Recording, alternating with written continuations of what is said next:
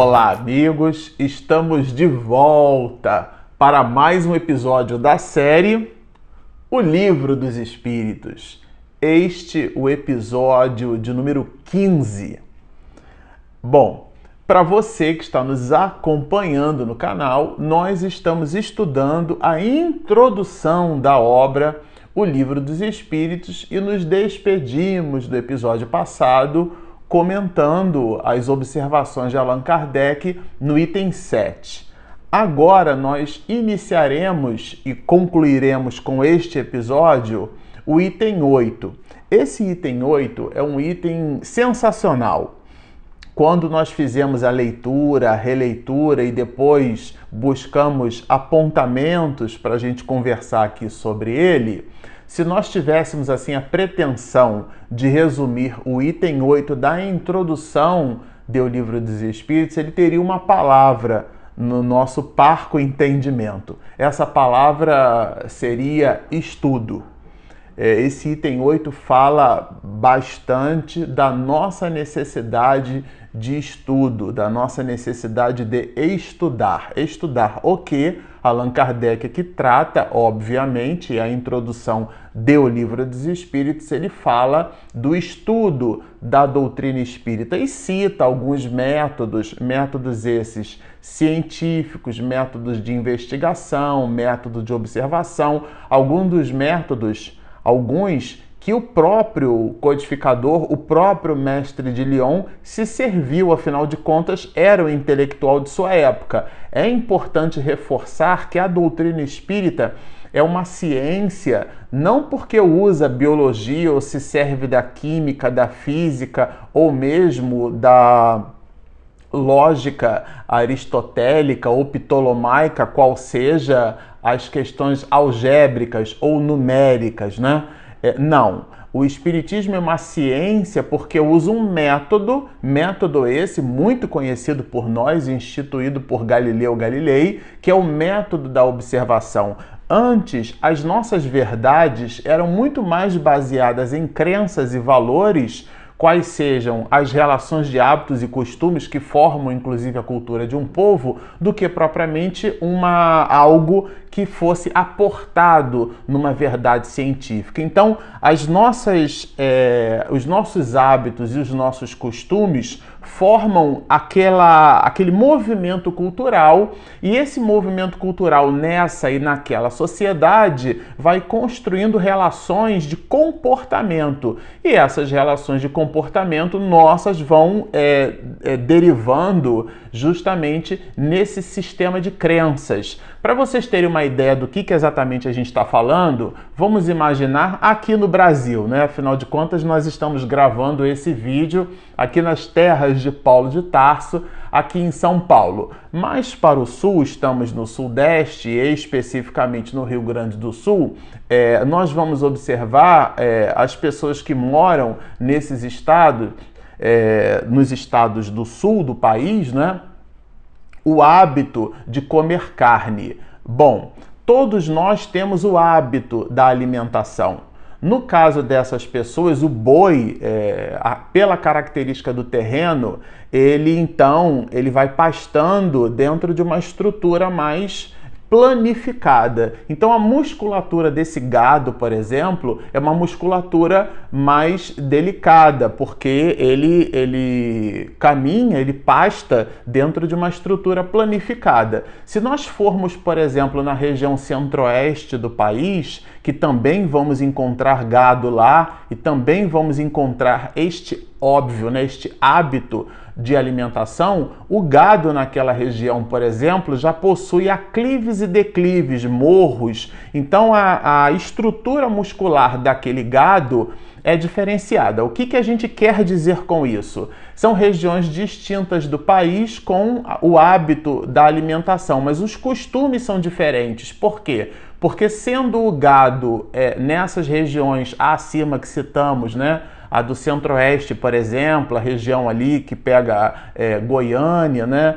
O estado de Goiás e tudo mais, ali a gente já vai observar uma certa tendência no uso do cozido na alimentação. Então, existe o hábito de comer carne, mas o costume nesse hábito é convertido para o cozido, já que, considerando ali a forma como o gado se movimenta, como ele pasta, aquela musculatura está mais endurecida. No sul do país, como o gado pasta numa região planificada, o que vai acontecer? A musculatura dele vai ficar mais, não tão endurecida, né? E aí, com isso, o churrasco vai ficar mais apetitoso. E é o que, de fato, nós encontramos no sul do país. As relações de costume em cima do hábito da alimentação, que é comum a todas as criaturas, forma um conjunto de comportamentos. Isso canalizado, essas relações de hábitos e costumes, né, para a gente entender, canalizado no sistema de crenças e valores, criou, até um determinado período da história da humanidade, mais especificamente até Galileu Galilei, por exemplo, a ideia de que as verdades, quando ditas por pessoas que possuíam algum grau de relevância e altamente especulativo esse grau de relevância, mas se ela aportava dentro da sociedade alguma relevância, então aquela proposição era tomada por verdade. Mas depois de Galileu Galilei, que instituiu o processo de observação e depois se transformou num método que a ciência usa, nós então podemos chamar isso de método científico. A doutrina espírita, portanto, ela é uma ciência porque usa esse tipo de metodologia de trabalho, portanto, usa um conjunto de métodos. E Allan Kardec se serviu desses métodos. De novo, o espiritismo não é ciência porque estuda física, matemática ou biologia. Pode apoiar-se nessas ciências para expedir as suas significações. Vamos lembrar, na obra O que é o Espiritismo, lá no final da introdução, Allan Kardec vai nos dizer que o Espiritismo é uma ciência que estuda a natureza, origem e destino dos espíritos, bem como de suas relações com o mundo corporal. Portanto, essa definição que classifica e categoriza a doutrina espírita como ciência, ela se baseia nestas construções que citamos, quais sejam os métodos ou o método científico utilizado pelo mestre de Lyon. Então o item 8 vai falar basicamente destas questões. E ele, inclusive, inaugura essas proposições citando que o estudo de uma doutrina, qual a doutrina espírita, né, só pode ser feita, né, com utilidade por homens sérios e perseverantes. Ele fala aqui do sério, não confundir seriedade com a pessoa sisuda, né? Aliás, a palavra siso, né? O dente siso é aquele dente do juízo. A gente às vezes coloca assim a pessoa sisuda como se ela fosse uma expressão que minha avó usava muito, né? Carrancuda, a expressão fechada. Não. A seriedade combina com a alegria, combina com a espontaneidade. A seriedade é o grau de dedicação com que nós nos aplicamos a um determinado estudo. É disso que fala aqui a seriedade. É uma espécie de tenacidade quando Allan Kardec vai falar da perseverança. É isso que ele coloca como ingrediente fundamental no item 8 para depreender o que seja efetivamente a doutrina espírita, considerando que o laboratório que o espiritismo se serve é o diálogo com os espíritos através das chamadas reuniões mediúnicas. E ele coloca uma condição. Essa inclinação, esse estudo, né, essa movimentação só pode ser feita com utilidade, então ela pode ser feita também sem utilidade, mas com utilidade ela só pode ser feita por homens sérios. E estabelece aqui, a gente fez o recorte, porque achou bem interessante trabalhar esse assunto. Olha, não sabemos como dar esses qualificativos, esses que ele citou, né, da perseverança e da seriedade, aos que julgam a priori. A priori é uma expressão que a gente usa bastante em filosofia, mas aqui ele vai trabalhar, ele até coloca um aposto, né, levianamente. A priori é fazer juízo prévio de valor sobre algo.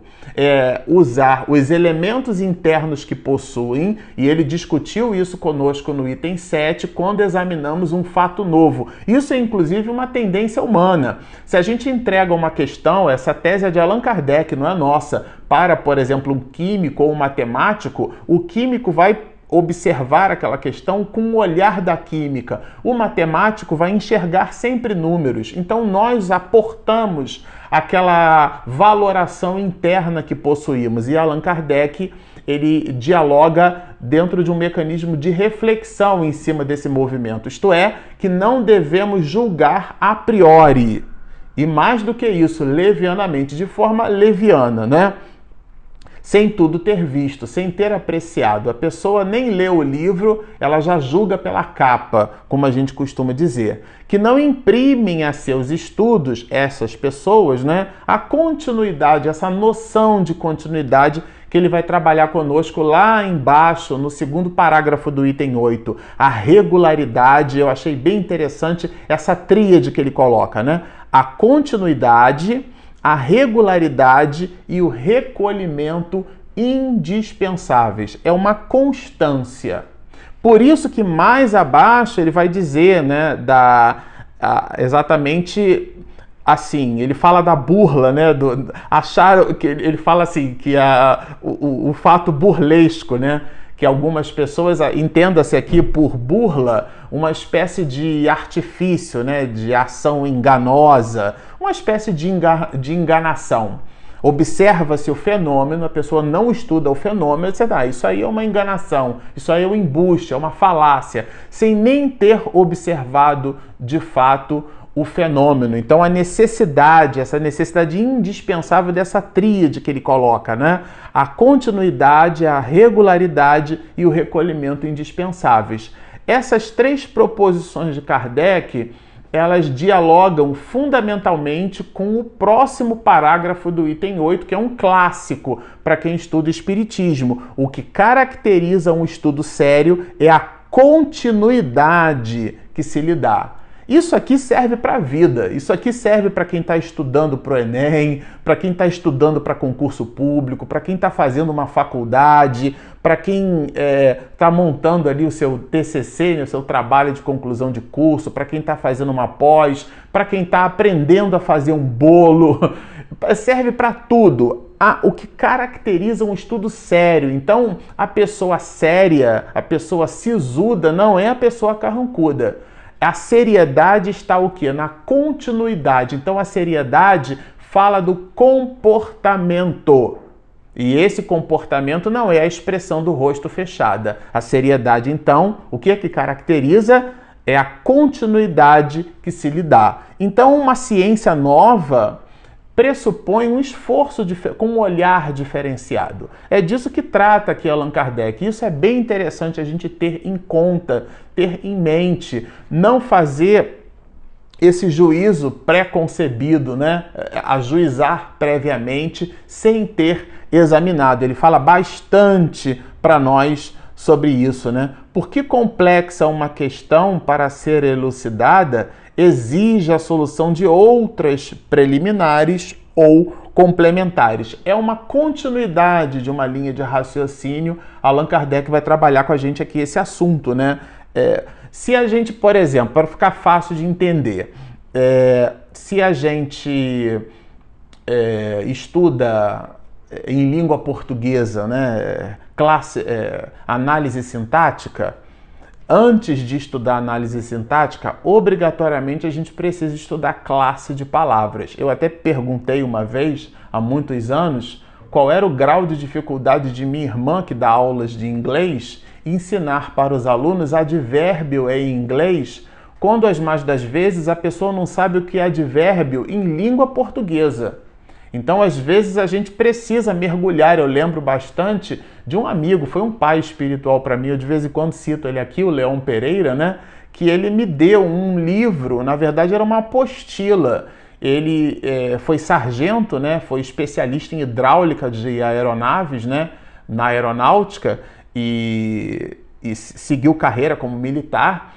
E ele então ensinava, dava curso, ele e também um professor de matemática que foi um doce de pessoa, eu tive o privilégio de conhecer, né, o professor Araripe, né, lá de Santa Cruz, no Rio de Janeiro, e os dois juntos montaram apostilas. E uma das apostilas que eu tive o privilégio de receber, inclusive com dedicatória dele, é uma apostila para o curso de formação de cabo, lá da aeronáutica. Então ele usava um pedaço do final do expediente dele, Leon, e dava um curso. E ele era professor de português, né?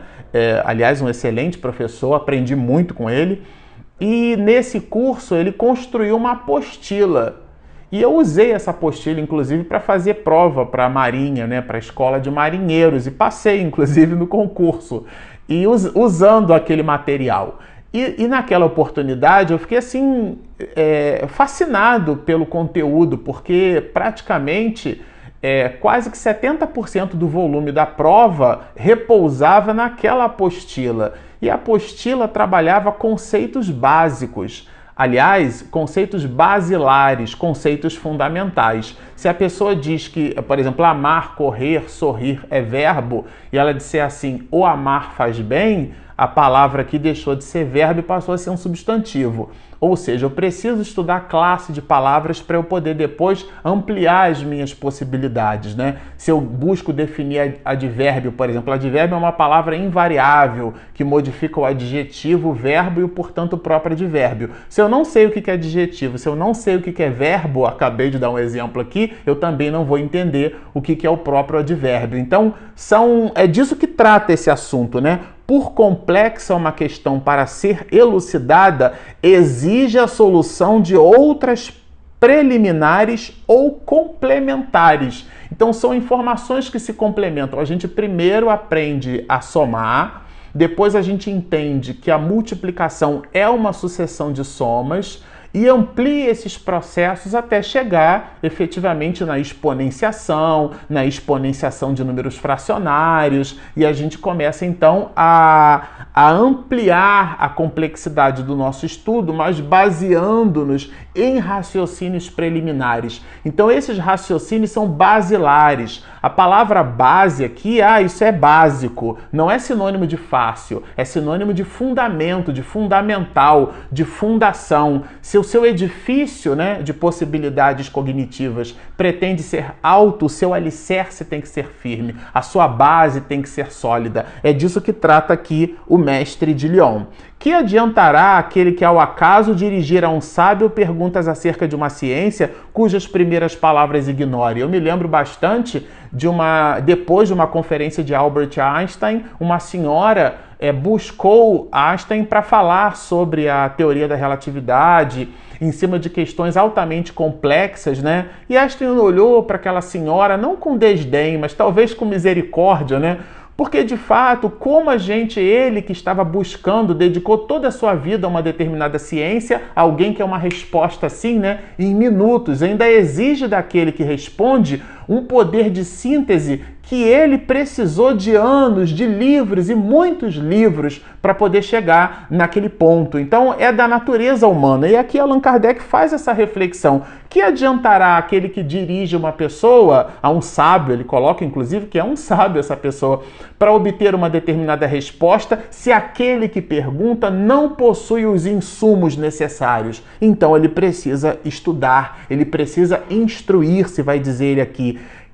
Quem quiser, né, com eles instruir-se, tem que com eles fazer um curso. Com eles ou com quem? Com os espíritos. Então aqui esse ponto do item 8 dialoga fundamentalmente com a necessidade do estudo. O médium que frequenta a reunião mediúnica e não estuda, ele está agindo de forma contrária a essas orientações de Allan Kardec, porque ele está vivenciando a comunicação medianímica, mas sem entender de fato, porque existem nuances, existem processos que a gente vai estudar isso tudo aqui, que necessitam de conhecimento para serem melhormente depreendidas. Então ele vai dizer que quem quiser se instruir com eles, com os espíritos, deve com eles, com esses mesmos espíritos, fazer um curso, isto é, estudar.